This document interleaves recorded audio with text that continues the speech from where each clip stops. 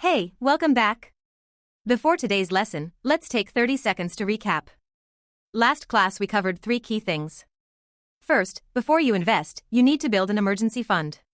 About 6 months of living expenses. It's your financial safety net. Second, the math is simple. Take your monthly essential expenses and multiply by 6. For example, Amy's essential expenses were $2,500, so her target was $15,000. Third, this money needs to live somewhere you can access anytime, where the principal can't lose value, but it earns a little interest. That's a high-yield online savings account. Around 4 to 5%. Great. So now you have your safety net. But here's the next question. Every dollar you save from now on, how do you make it grow for you? The answer is one phrase. Compound interest. Welcome to Lesson 4. The power of compound interest. Physicist Albert Einstein once said this. Compound interest is the 8th wonder of the world. Those who understand it earn it. Those who don't, pay it. Sounds dramatic, but by the end of today, you'll see it's not an exaggeration. Because I'm going to teach you a tool called the Rule of 72. It lets you estimate, in just 10 seconds, how long any amount of money at any rate takes to double. And I'll show you, with real numbers, why starting at age 25 versus age 35 doesn't just cost you 10 years. It can cost you hundreds of thousands of dollars. Let me first define the term. The opposite of compound interest is simple interest. The difference is just one sentence. Simple interest. Only the principal earns interest each year. Compound interest. Last year's interest also earns interest this year. If that's confusing, the numbers make it clear. Suppose 2 people each have $10,000 principal, with an annual return of 10%. Amy uses simple interest. Every year she pulls out $1,000 in interest. After 30 years she has $40,000. Bob uses compound interest.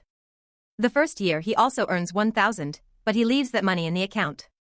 So in year 2, his principal is now $11,000, and he earns $1,100. Year 3 earns even more.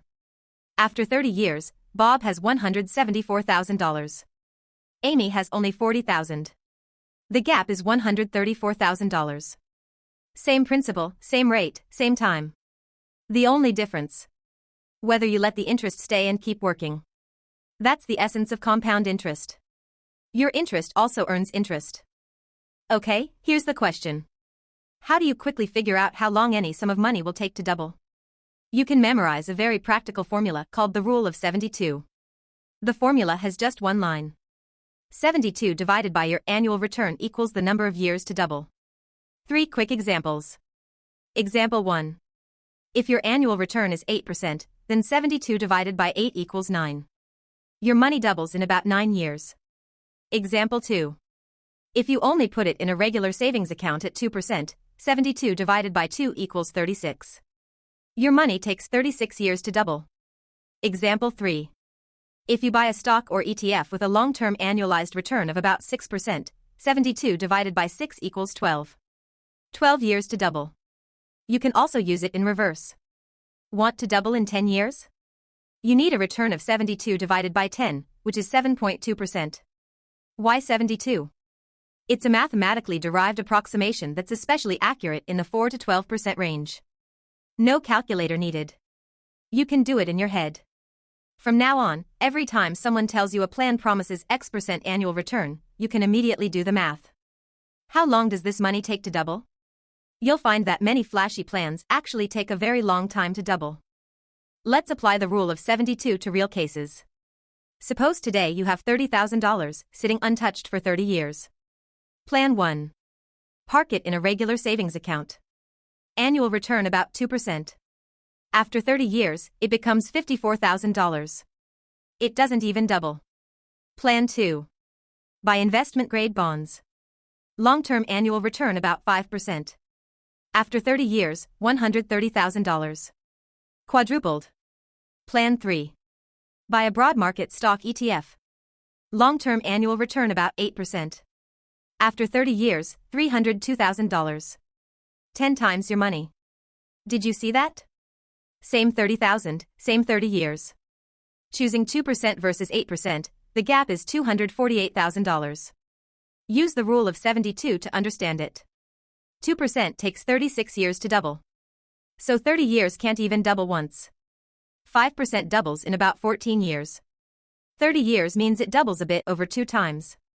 8% doubles in about 9 years. 30 years means it doubles over 3 times. Every 1% more in returns, compounded over decades, can mean hundreds of thousands of dollars. That's why this whole series spends so much time on choosing the right tools. Not to push you to chase returns, but to make sure you don't lose 3 to 5% every year by picking the wrong one. By now you might think the key to compound interest is having more money or chasing higher returns. Actually, neither. The real star of compound interest is time. Let me show you a comparison that shocks most people. Anna starts at age 25. Invests $200 every month into a stock ETF with 8% annualized return. Keeps going until she retires at 65. James starts at age 35. Same $200 a month, same 8% return, also goes until 65. The only difference: Anna starts 10 years earlier than James. On their 65th birthdays. Anna's account has $646,000. James's account has $283,000. The gap is $363,000. More than double. But look at what they each invested. Anna put in a total of $96,000. 200 times 12 times 40 years. James put in a total of $72,000. 200 times 12 times 30 years. Anna invested only $24,000 more. But she got $363,000 more. That extra $363K came entirely from those extra 10 years of time. So if you're 25 today, every year you delay starting can cost you tens of thousands or even hundreds of thousands at retirement. The math of compound interest is counterintuitive. Money grows faster than you expect later, and slower than you expect early on. So the biggest enemy is never not enough money. It's I'll wait a little longer. You might be wondering. So if I just throw money in, will it compound? Not necessarily. Compound interest has one requirement. The interest or dividends must stay in the system to keep growing. Here's a simple way to tell. Things that compound. You bought a dividend ETF, and dividends auto-reinvest. Your CD matures, and principal plus interest rolls over. Bond interest goes straight into buying new bonds. Things that don't compound. You spent your whole paycheck and didn't save any. Your stock pays dividends, but you spent them on a new phone. Your spare cash sits in checking earning 0.5%, but you withdraw it every month. Here's an analogy. On the left, a glass jar. Every drop of water it produces gets poured back in. Year 1, the water level is 10 centimeters. Year 2, 11. Year 3, 12.1. The level rises faster every year. On the right, another jar. But every drop it produces drains out. After 10 years or 20 years, the water level is still 10 centimeters. Same water flowing in. The only difference is whether you let it stay. So from today on, every time you set up an investment account, remember to check 2 boxes. Auto-reinvest dividends. And monthly auto-deposit. These 2 settings are the switches that turn the compound machine on. Finally, as magical as compound interest is, nothing happens if you don't turn it on. Here are 3 actions you can take immediately. Action 1. Start today. You don't need $100,000 before you can start investing. $30 buys an ETF. $100 sets up a recurring buy. What compound interest values most is time. Starting 1 year earlier matters more than earning 1% more. Today is the earliest start time you'll ever find. Action 2. Auto deposit.